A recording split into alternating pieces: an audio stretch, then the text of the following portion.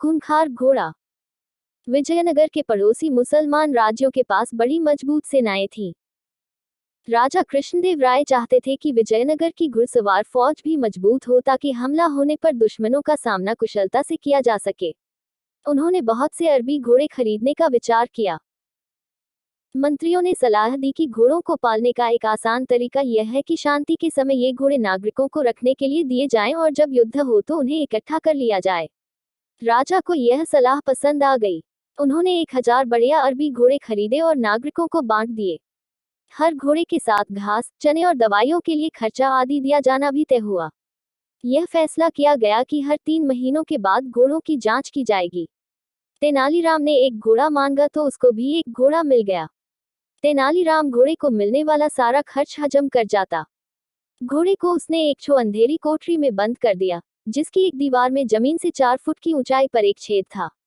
उसमें से मुट्ठी भर चारा तेनालीराम अपने हाथों से ही घोड़े को खिला देता।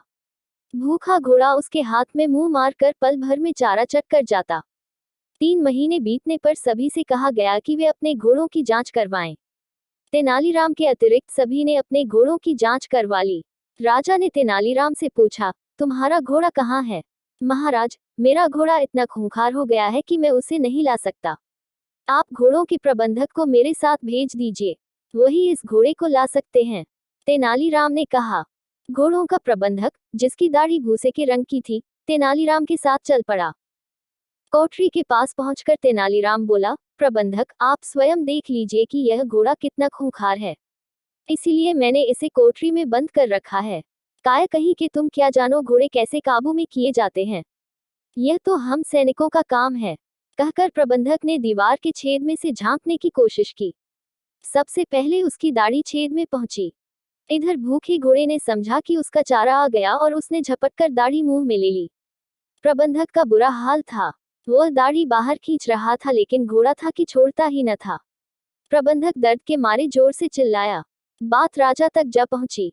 वह अपने कर्मचारियों के साथ दौड़े दौड़े वहां पहुंचे। तब एक कर्मचारी ने कैंची से प्रबंधक की दाढ़ी काट कर जान छुड़ाई। जब सबने कोठरी में जाकर घोड़े को देखा तो उनके आश्चर्य का ठिकाना न रहा। वह तो हड्डियों का केवल ढांचा भर रह गया था। क्रोध से उबलते हुए राजा ने पूछा, तुम इतने दिन तक इस बेचारे पशु को भूखा मारते रहे? महाराज, भूखा रहकर इसका यह हाल है कि इसने प्रबंधक की कीमती दाढ़ी नोच ली। उन्हें इस घोड़े के चंगुल से छुड़ाने के लिए स्वयं महाराज को यहाँ आना पड़ा। अगर बाकी घोड़ों की तरह इसे भी जी भरकर खाने को मिलता तो न जाने यह क्या कर डालता। राजा हंस पड़े और उन्होंने हमेशा की तरह तेनालीराम का यह अपराध भी क्षमा कर दिया।